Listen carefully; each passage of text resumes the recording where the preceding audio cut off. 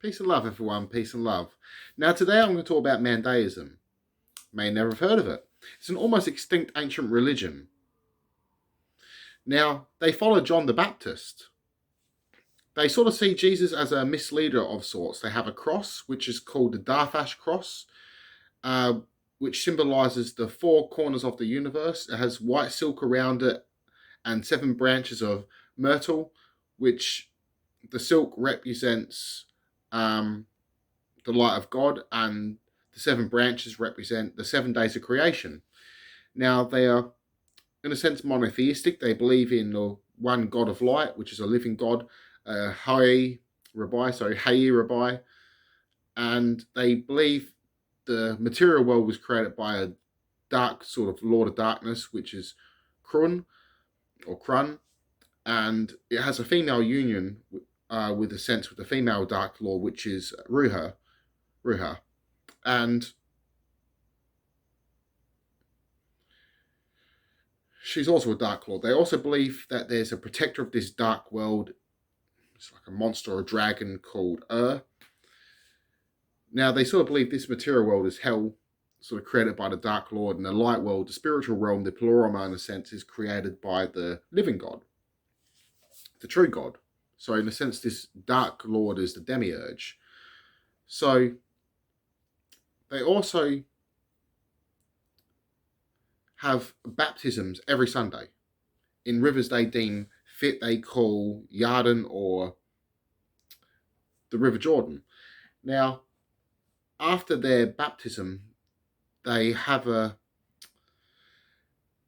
ritual of a sense that they're anointed with holy oil, and they have a communion of bread and water, and they remember the dead. And this ceremony, in a sense, they believe helps their souls travel through purgatory into the world of light. Now, they don't allow weapons. They don't carry any weapons, so they're very pacifist in a sense. They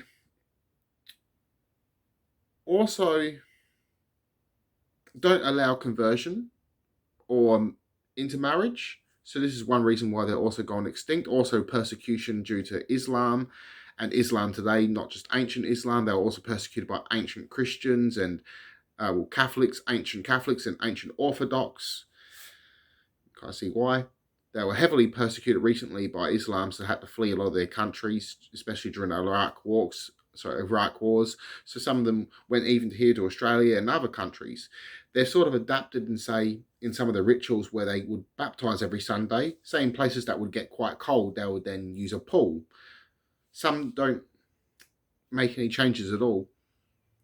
So it depends on the community. And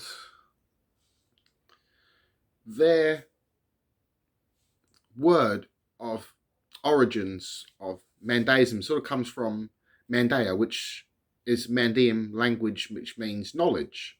So they're similar to Gnostics in a sense, but more of a crossover in Gnostic, Zoroastrian, and Aramaic. So they follow John the Baptist.